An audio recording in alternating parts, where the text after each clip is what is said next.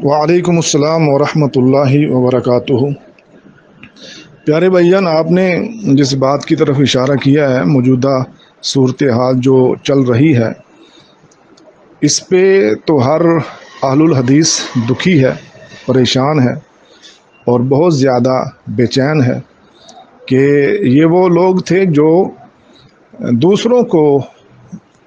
دین کی طرف بلانے والے، حق کی طرف بلانے والے، دوسروں کی اصلاح کرنے والے، لیکن آج ہم لوگ خود اصلاح سے دور ہو گئے اور دوسروں کو حق کی طرف بلانے کی بجائے آپس میں لڑ پڑے۔ اور یہی اندیشہ، یہی خطرہ اہل ایمان اور اہل حق کے مابین رہتا ہے کہ شیطان مایوس ہو چکا ہے کہ ان کو شرک کی طرف لے کر آئے، ان کو بدعت کی طرف لے کر آئے، لیکن وہ پوری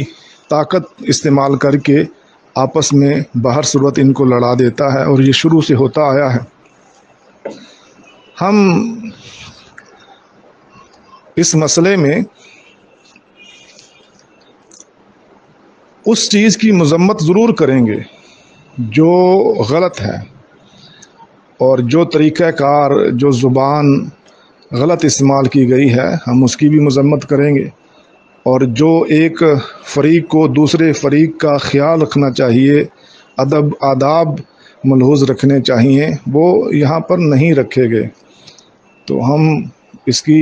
جتنی بھی مذمت کریں گے وہ کم ہے، اور ہر اہل الحدیث اس کی بھرپور طریقے سے مذمت کرتا ہے۔ اور میں یہ سمجھتا ہوں کہ یہ کوئی ایسا مسئلہ نہیں ہے کہ کفر اور شرک کا مسئلہ ہو، یا حق اور باطل کا مسئلہ ہو، کہ جہاں اڑا جائے، یا جہاں پہ بحث و مباحثہ کیا جائے، یا جہاں پہ لڑائی اور دینگا مشتی، گالی گلوچ تک آیا جائے۔ بہر صورت یہ ایک ایسا مسئلہ تھا جو انتہائی غلط ہے، اس کی جتنی بھی تردید کی جائے کم ہوگی، بالخصوص ہمارے وہ ساتھی جو وہاں پر گئے ہیں اور پھر جا کر انہوں نے ایک عجیب ماحول کریٹ کیا ہے، یہ بہت ہی غلط تھا۔ اگر آپ کسی جگہ پہ جاتے ہیں بطور مہمان، تو مہمان کے کچھ آداب ہوتے ہیں، آپ ایسی حالت تب بناتے جب میزبان آپ کا خیال نہ کرتے۔ ہم نے یہی محسوس کیا ہے کہ میزبانوں نے بڑی عمدہ میزبانی کی کوشش کی، اور یہ راستہ ہموار کرنے کی بھی کوشش کی، صلح صفائی کی بھی کوشش کی، لیکن بس جب انسان کے ذہن پر شیطان سوار ہو جائے اور لڑائی جھگڑا اور گالی گلوچ اس کی زبان پر اور اس کے ذہن میں یہ وارد ہو جائیں، تو پھر اس کا وہی نتیجہ ہوتا ہے جو آج ہمارے سامنے ہے۔ تو ہم اپنے بھائی مولانا غلام مصطفیٰ ظہیر حافظہ اللہ کی بڑی قدر کرتے ہیں، ان کی بڑی خدمات ہیں، اور وہ ہمارے اس اعتبار سے بھائی بھی ہیں، دوست بھی ہیں کہ ہم اکٹھے شیخ زبیر علی ظہیر رحمہ اللہ کے پاس رہے ہیں ایک وقت میں، اور موجودہ دور میں وہ بڑی اچھی خدمات سر انجام دے رہے ہیں۔ اسی طرح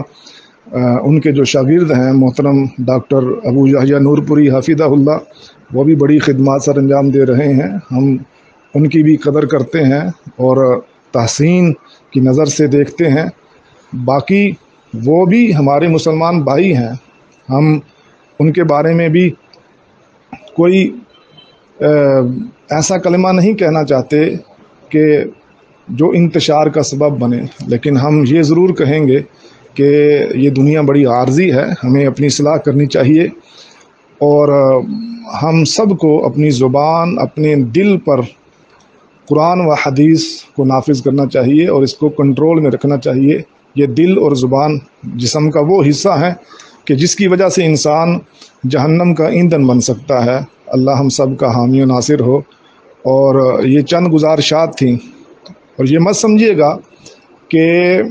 میں جو کسی وجہ سے یا ڈر کے ساتھ یہ نام نہیں لے رہا، میں صرف یعنی جو پہلے سے آگ لگی ہوئی ہے اس آگ کو بھڑکانے کی بجائے اس کو ختم کرنے کی کوشش میں نے یہ انداز اور رویہ اختیار کیا ہے۔ میں امید کرتا ہوں میری بات آپ سمجھ چکے ہوں گے۔ والسلام علیکم ورحمۃ اللہ وبرکاتہ۔